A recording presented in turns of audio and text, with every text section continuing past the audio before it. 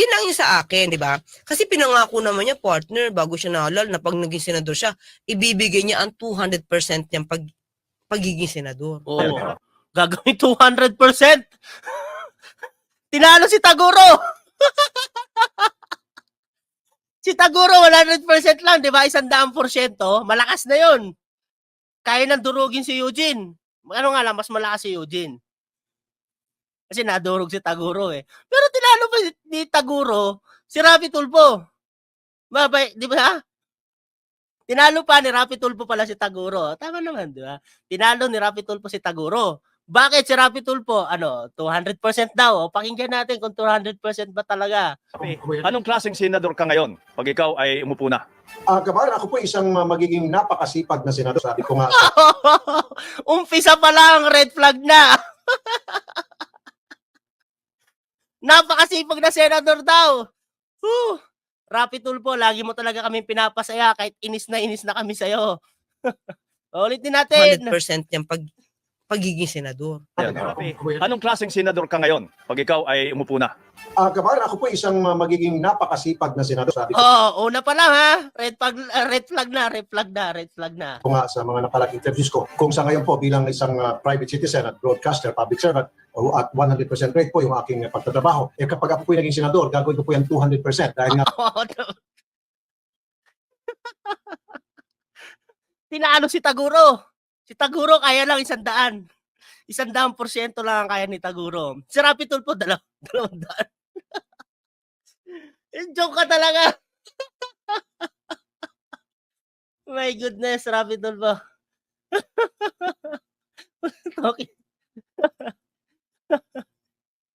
Wow, 200%. Who's talking lagi sa RTI eh. Ay, napakasibang mag-asawa. Oops, wag ganyan. Ma-screenshot yan, Raket. Talagang tinalo si Taguro. Literal na tinalo si Taguro. 200% ang kaya ni Idol. Umakatol po natin. Pakidibang. Ang palayagang, pakidibang si Idol nyo. 2% lang na yun, Master. Ayoko na. 200% sa RTIA. My goodness talaga, Idol. Yung sarili mo na lang talaga dumidibang sa'yo, no? Sasabihin na mga Tulfonatics, kayo ang naninira kay Rapi Tulfo. Sinisira niyo yung pangalan ni Rapi Tulfo. Ayun si Rapi Tulfo. Siya mismo sumisira sa pangalan niya. 200% pa siyang nalalaman. Ni kahit nga siguro 15% hindi niya maibigay sa trabaho niya sa Senado. Joke talaga. Woo! Rapi Tulfo, ang sakit na ng dibdib ko, kata. Oh my goodness. Mga Tulfonatics, yung boss nyo mismo ang dumidibang sa sarili niya. Sisipagan daw, putik red flag.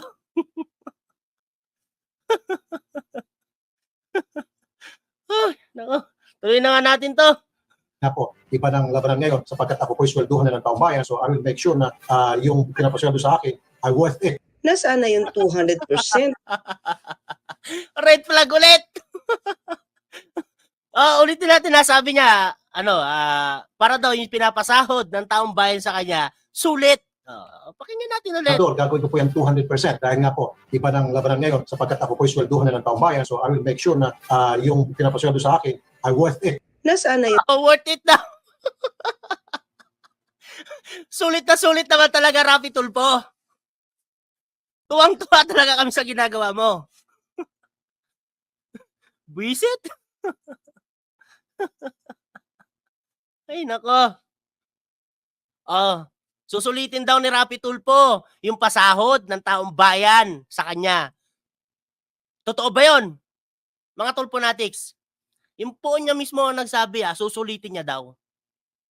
Para daw sulit yung bayad sa kanya, di ba? Gagawin niyan 200% yung trabaho niya bilang public servant. Ang nangyari, mga Tulfonatics, anong nangyari?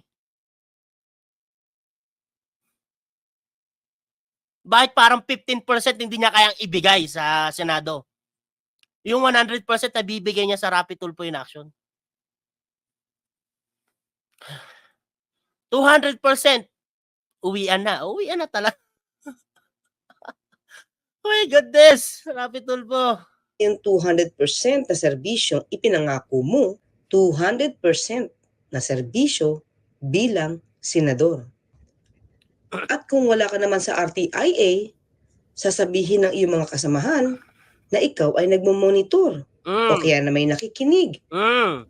Eh di habang ikaw ay nasa Senado at nakikinig ka o nagmamonitor ka sa RTIA, hindi pa rin 200% yung serbisyong ibinibigay mo bilang senador. Tama. Nahahati pa rin bilang senador at bilang broadcaster Oo. habang working hours diyan sa Senado. Oo, tama.